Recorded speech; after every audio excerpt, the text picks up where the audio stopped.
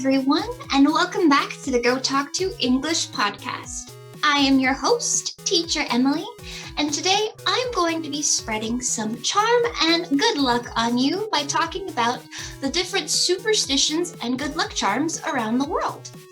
Now, here in the United States, we just finished celebrating St. Patrick's Day. Now, this is an Irish holiday that is used to recognize and celebrate the death of St. Patrick, the life of St. Patrick, who came over to Ireland and warded off a bunch of snakes, or so I've heard, and helped to banish evil and bad will from Ireland. But today in the United States, we use this holiday as just a day to celebrate and rejoice in Irish heritage and culture. So, as a little quick note, this includes wearing lots of green, celebrating anything Irish, from the flag to the food, the drinks, and of course you will see lots of shamrocks. Now in the United States, we call the shamrock the four-leaf clover, and they're very, very rare. Actually, clovers normally only have 3 leaves, so the four-leaf clover is what is considered the luckiest and best thing for you to find. The 4 clovers, or leaves, the 4 leaves on the clover actually represent a different area in a person's life where you would want to be lucky in. That is faith, hope, love, and of course, luck. Next, we have another common American superstition of crossing the fingers. So this superstition has religious roots from the Christian faith. Now, of course, the cross is a big symbol in the Christian religion. And so whenever you cross your fingers, if you use your imagination a little bit, it actually looks like a cross. This is done as a symbol for good luck, to become more hopeful, or in a way to say just a mini prayer that things will go well or go in your favor. Please, please, please, please, please. I probably cross my fingers 5 times a day. It's helpful, I'd like to think. Speaking of, with these superstitions and these different talismans, good luck charms, or maybe even bad luck charms, there are so many, and yet it's so amazing that so many of these different symbols are so common in many of the different places of the world. There's actually a good explanation for this. You see, as humans, our brain likes to save information. Whenever we see something like, a new band, our brain thinks that it's important, even if we don't really care. Our brain takes that information and it saves it. Another thing that our brain loves to do is make connections. That's how we learn, that's how we grow, by connecting how this thing and that thing are related. So, whenever we go about our day and see red constantly everywhere, after thinking about a red car or things like that, that is our brain's way of trying to make those connections and figure out how, it's all connected. How does the world work? So, whenever we have a bad day on maybe the 8th of June, it doesn't seem very, very significant. But if we have a good day on the 7th of June, maybe 7 is our lucky number. Of course, we had a good day. It makes sense. That connection is there. So it's really, really fascinating just to see how many things in our routine or in our history can connect us, and how they can spread all over the world, and we have so many similar stories or beliefs. A superstition is considered a belief that is unnatural, uncommon, it's impossible, so unlikely in execution, but we are so heavily invested behind it. Speaking of numbers, and Friday the 13th. Friday the 13th is not just a movie franchise for all you horror movie fans out there, but there are 2 reasons why this specific kind of day is considered bad. Thanks to the United States being, again, a heavily Christian nation, this again dates back to religious roots. Friday is considered an unlucky day because that is the day that Jesus Christ was crucified on. It's a bad day to die if you think about it. And 13, well, again, 13 is one of those numbers that we seem to see reoccurring a lot, specifically with bad times. We'll go deeper into that a little bit later in our video. Breaking a mirror is another superstition. If you break a mirror, you will cast 7 years of bad luck on yourself. Again, we have that number 7. My goodness. This actually comes from Roman culture. Well, I'll get into that, but the mirror, the self, the face, we like to look at ourselves, and it's considered that a piece of the soul actually goes into the mirror whenever we look at it. In some countries, it's considered polite to cover up a mirror if somebody is passing. This is so that way their soul doesn't get trapped in the mirror. I mean, could you imagine you die and then get stuck in a mirror? Help, help, help. That would be awful. In Western culture, the number 7, well, it's very reoccurring. We see it a lot, and it is largely considered to be a lucky number. But why 7? Well, there's 7 weeks there's 7 days in a week. There are 7 seas on the earth, and there's 7 colors in the rainbow. We see 7 so much that, well, why not make it a lucky number? So if you ever see a 7, well, you might want to try to buy a lottery ticket or just shoot your shot in any area of your life. It might be your lucky day. Horseshoes are another symbol in Western culture of luck. And guess how many holes a horseshoe has? That's right, 7. Horseshoes, well, are the shoes of a horse. They're the little metal U-shaped items that go on a horse's feet to help protect them as they ride on rocky, unstable terrain. Now, the horseshoe is taken so seriously that there are many different ways to bring luck upon yourself. The way that you display the horseshoe actually decides how that luck will be distributed. If you hang a horseshoe right side up with the opening pointing towards the sky, you are inviting luck to be bestowed upon life. You are inviting it in. You are making the world more prosperous and open to luckiness. However, if you hang a horseshoe upside down with the open end facing the floor, you are inviting luck to be cast upon anyone who is standing directly under it. So you want to give luck to the people or give luck to one person? Choose your luckiness. We also have the rabbit's foot, specifically the rear left rabbit's foot put in your rear left pocket. A back left rabbit's foot in your back pocket will ensure that you have safe travels, lucky endeavors, and overall amazing adventures. This is a very gimmicky novelty item that you can find in a lot of gift shops.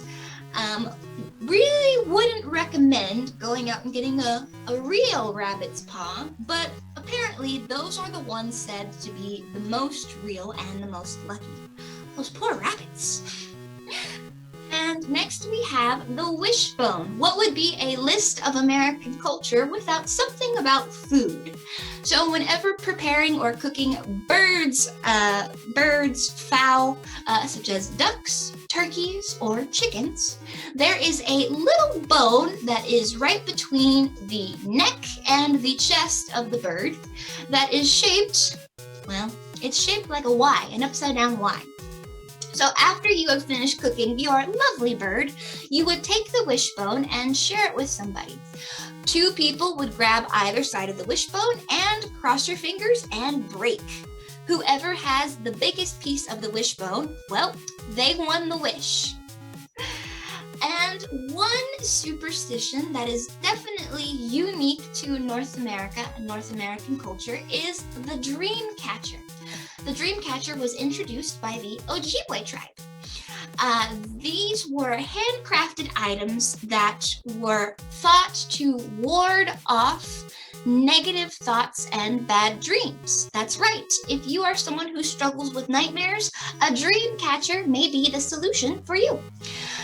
These items are so popular that they're not just hung up in bedrooms or in houses, but people even put them in their cars. And I would really hope that no one is sleeping in their car, at least while they're driving. All right, so enough about the United States and most of our Western culture. We are going to take a trip over to Asia at some of their superstitions. So first we have China. Now, we talked about how 7 is the lucky number for us Westerners, but over in China and other parts of Asia, 8 is considered the lucky number. This is because the word and character for 8 are very close and similar to the Chinese word for prosperity or good fortune. Another common symbol is the laughing Buddha. As wide and popular as the Buddhist religion is, Buddha, of course, is just a symbol of peace, good luck, fortune, and abundance. With a laughing Buddha, if you display a laughing Buddha in your house, business, or anywhere, it wards off any problems, especially if your Buddha is holding a fan. So if you don't want to deal with any conflict or negativity, laughing Buddha is definitely the way to go. Over in Japan, we have the Maneki Neko, or the Lucky Cat. This is a very popular and adorable little trinket of a little cat whose arm likes to go up and down. Now, these guys are so lucky that there are different colors and even different paws to represent what kind of luck you'd like to bring onto yourself. For instance, the left paw is used in businesses to invite customers in, whereas the right paw is generally used just to bring in wealth, luck, and prosperity, of course. Different colors can bring health, love, and overall happiness. We also have the deadly number 4. Western culture has 13, but over in Japan, 4 is considered a very, very serious faux pas.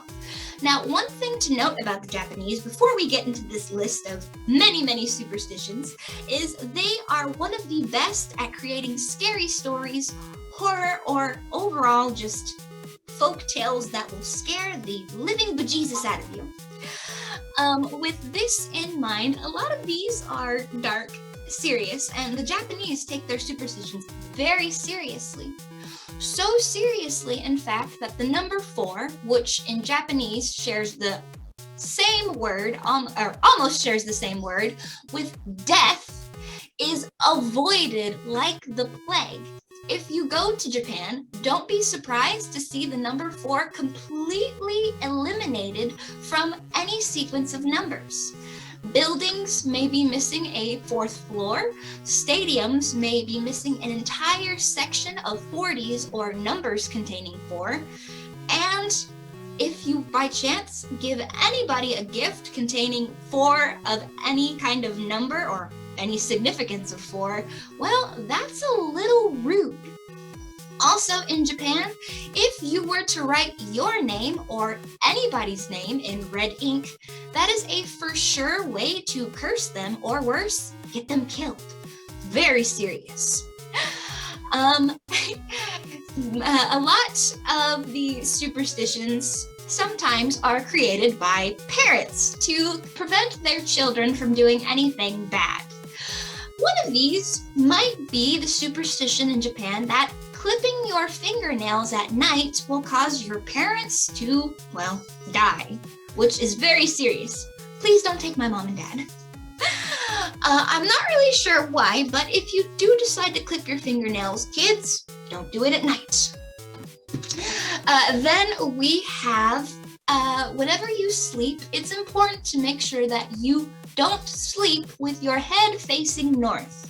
This is because whenever the dead are buried, they are buried with their heads facing north. And unless you want any of the spirits to mistake you for someone who is long since passed, you definitely don't want to be caught in that position. If by any chance, while in Japan, you see a hearse or a coffin or a corpse in general, it is widely believed that you must hide your thumbs. Why? Because the soul of the deceased or the spirits may crawl under your fingernails and haunt you for the rest of your life. Again, so serious. I gotta remember all these rules whenever I go to Japan. This is crazy. More Japanese rules.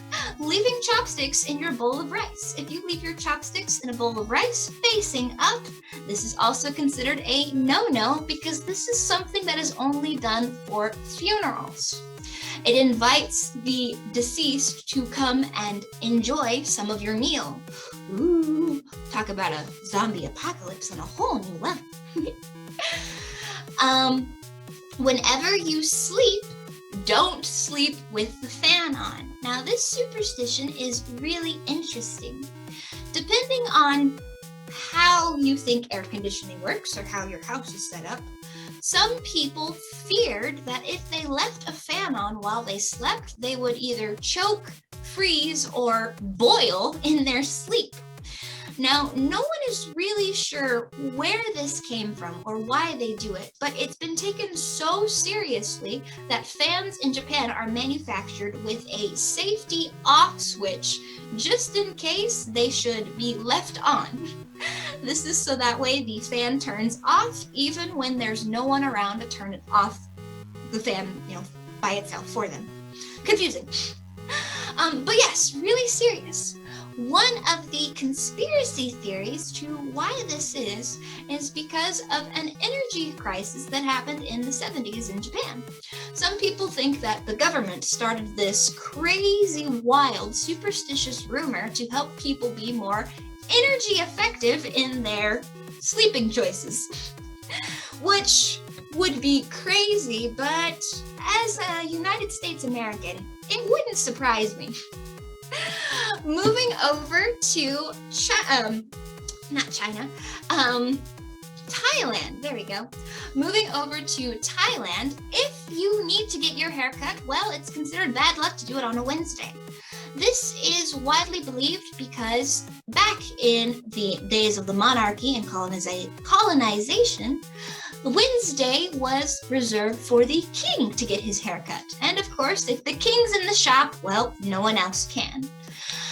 A lot of Southeast Asian culture and places have spirit boxes. Now, these are spirit houses. These are tiny little adorable houses that are meant for these spirits to come and rest. Now, people often leave offerings such as snacks, food, and drinks for the spirits to enjoy during their stay. And it's considered good luck to pray and give, not thanks, but to show appreciation for the spirits before you enter a business or establishment. Gotta make sure and be polite. In Korea, you might be surprised to hear that there's some bad luck surrounding chicken wings.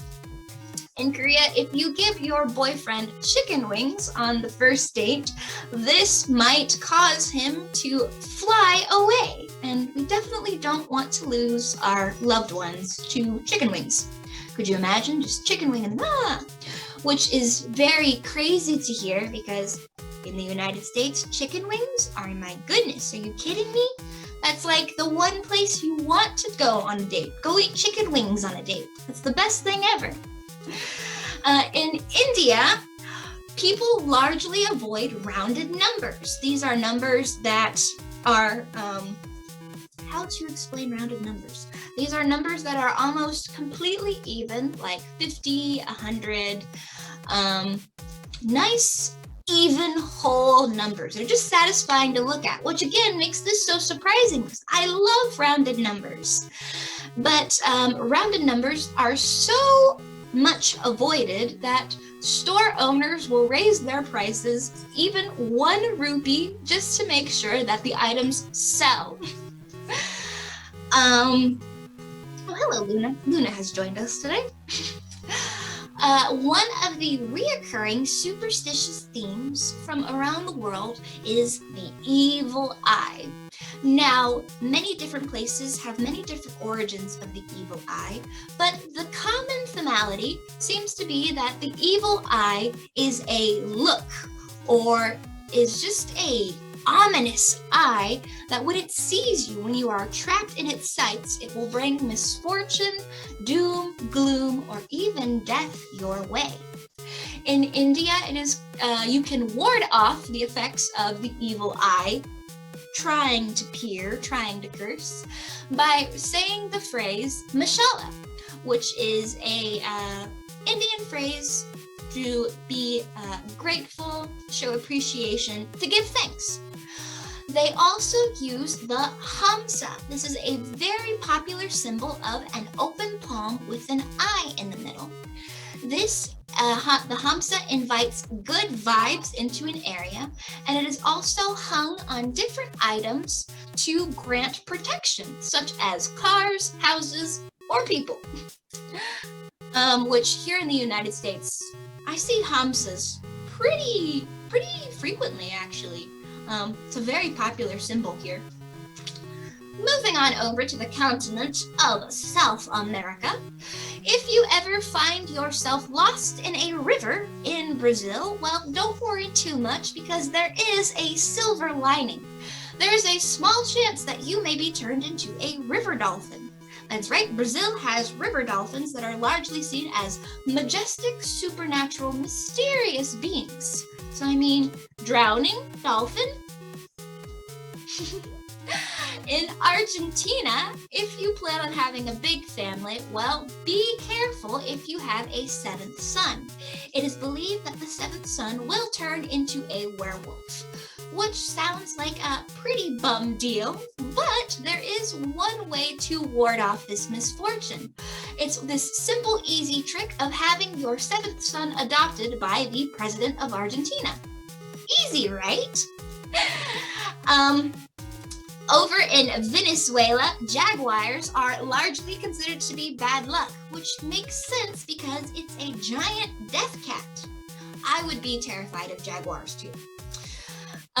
Over in Central America and South American culture, yellow underwear are a great way to ring in the new year, which makes sense because yellow is a very cheerful color, although yellow underwear,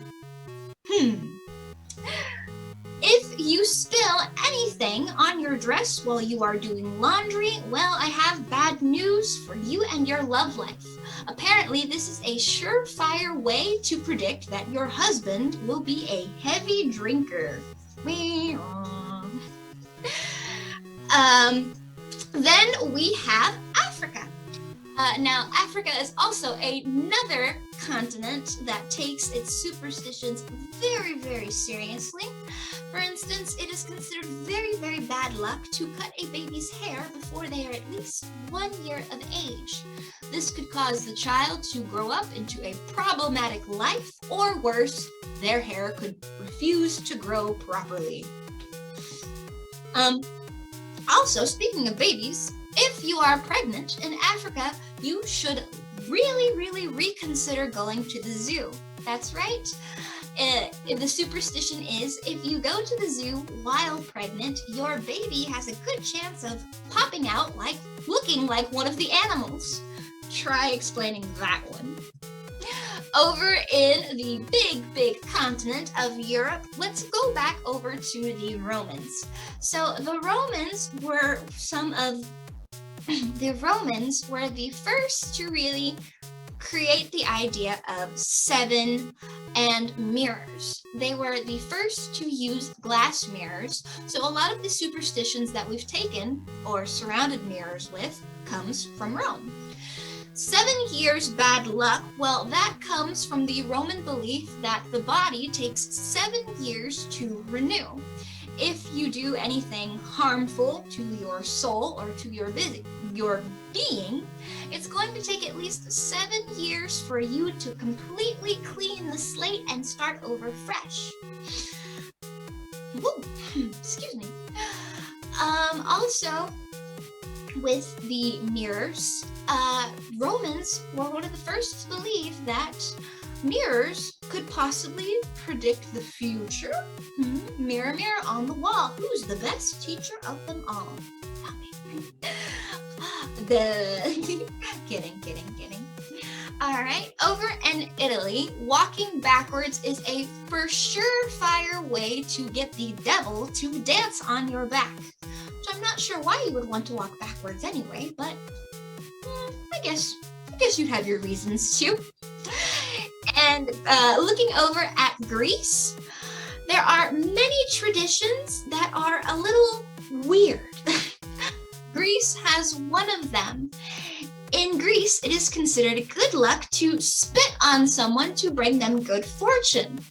If maybe you just passed an accident or someone just received bad news, you might not be surprised to find them spit on you, or at least mimic the action of spitting on you, to help ward off any evil spirits from going after you.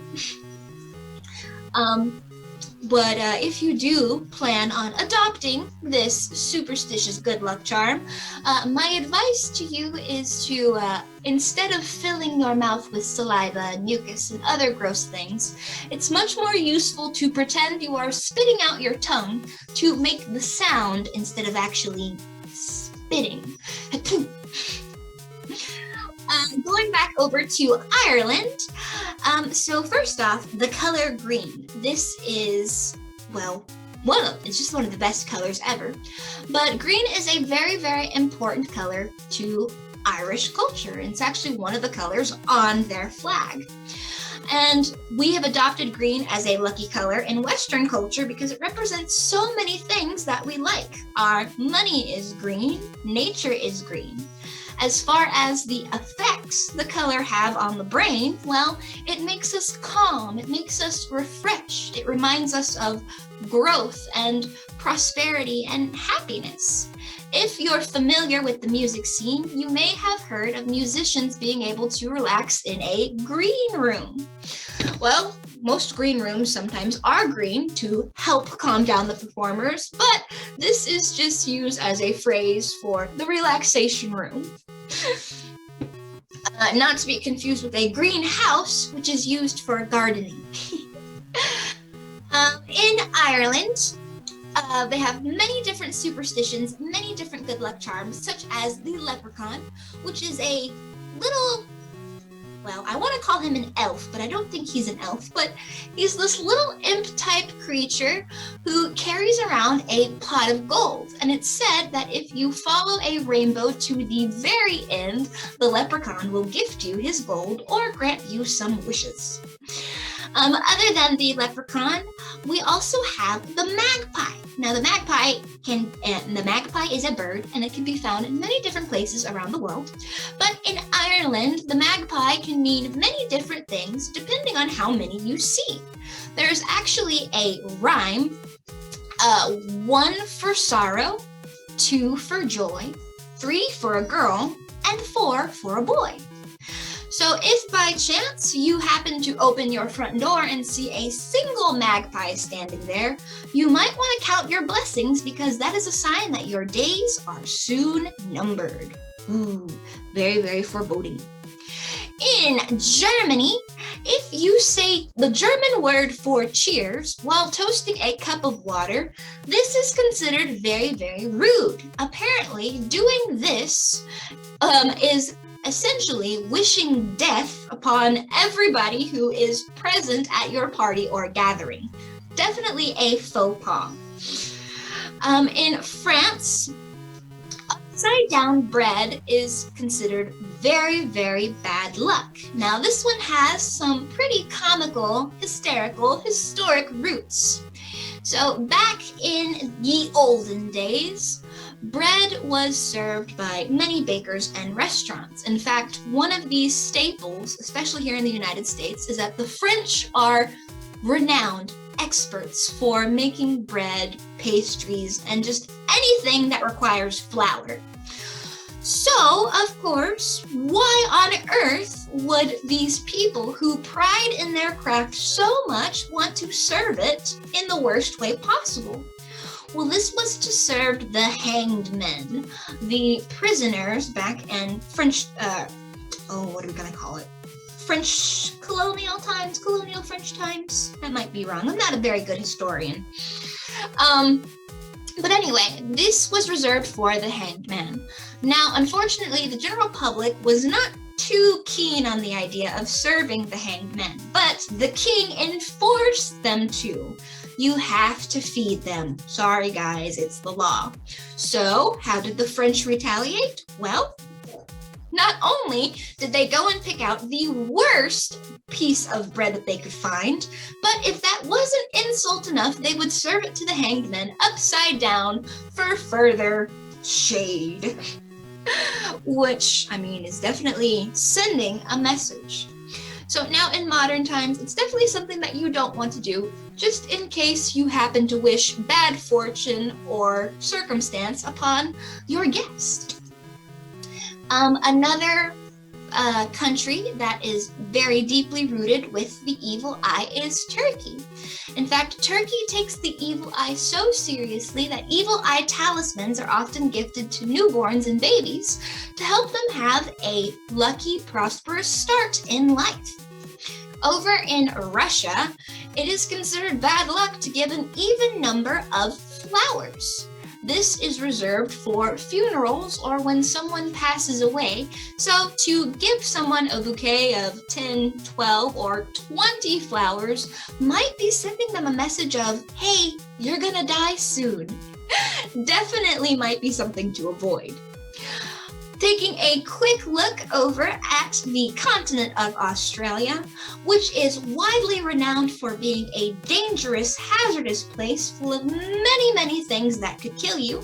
If that weren't enough incentive for you to, well, stay in whatever country you are now, let me tell you about the Bunyip. The Bunyip, or devil, was introduced by the Aboriginal Australians. Now, this is a river monster with tusks, horns, and a tail. To summarize it, it's pretty much the Australian equivalent of the Loch Ness Monster, but I've never heard of Nessie being so, well, ruthless and malicious quite like the Bunyip. Apparently, the Bunyip is said to have many supernatural abilities and powers, as well as a reputation for devouring unaware swimmers or guests who visiting visiting waterfronts. The Bunyip can even go so far as controlling and manipulating the water levels to help lure in and catch its prey. So there we have it. We have gotten through some of the different superstitions and good luck charms from around the world. If there is one of your favorites that we missed on this list, for instance, some of them that we forgot to mention, very American superstitions. If a black cat crosses your way, that is a sign of 7 years bad luck. If you walk under a ladder that is fully opened, 7 years bad luck. If you spill salt on the table, you must pinch the salt and throw it over your left shoulder, otherwise 7 years bad luck. And if you happen to open an umbrella inside, also bad luck. What are some of your favorite superstitions that we may not have mentioned in this video? Maybe you knock on the door 3 times, or do you knock on wood? That's another popular one. There are so many different cultures, so many different historical backgrounds out there that we love to visit and see everything that there is to see. So please comment, like, and share. Be sure to follow us on TikTok, Facebook, and Instagram. If you would like to, I'm getting all tongue-tied. If you would like to expand or level up in your English speaking skills, you can visit me at GoTalkTo.com. Or if you are a native English speaker like myself and would just like to broaden your horizon and learn another language, please visit our many other professional native language speaking teachers. Once again, everyone, this has been Teacher Emily, and we hope to see you in our group classes coming up in the days to follow. Thank you so much for your time. I look forward to seeing you next time, and have a wonderful day, and we hope to talk to you soon.